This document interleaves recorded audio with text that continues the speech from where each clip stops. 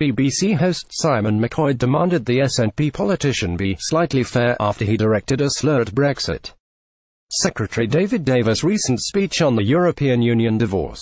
Speaking on BBC News, Mr. Gethins said earlier on this week we had David Davis, who's trying to underplay, talking about trying to avoid a Mad Max dystopia, which shows you just how much confidence they have in their own abilities to deliver something that's good for the economy when their own advisors are telling them this will be devastating for each and every part of the United Kingdom. McCoy hit back and said he didn't say they were trying to avoid it. He said that that would not be the scenario. Let's be slightly fair. BBC News host Simon McCoy demanded SNP MP Stephen Gethins be fair after swipe on David Davis. He said that that would not be the scenario. Let's be slightly fair, Simon McCoy. Mr. Gethins said, in fairness, he did say that a Mad Max dystopia would be the case, which shows what the measure of success is at the moment. Mr. Davis spoke to business leaders in Vienna on Monday, where he reassured European partners that Britain will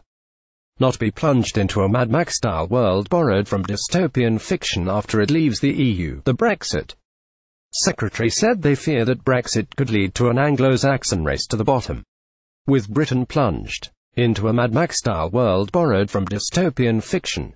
These fears about a race to the bottom are based on nothing, not our history, not our intentions, not our national interest.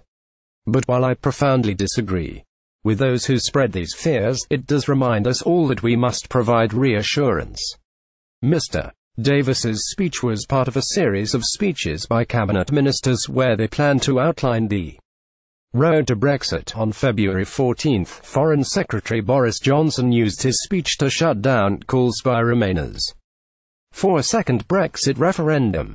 Mr. Johnson outlined his Brexit red lines and insisted the British people feel they have finally been listened to on Brexit.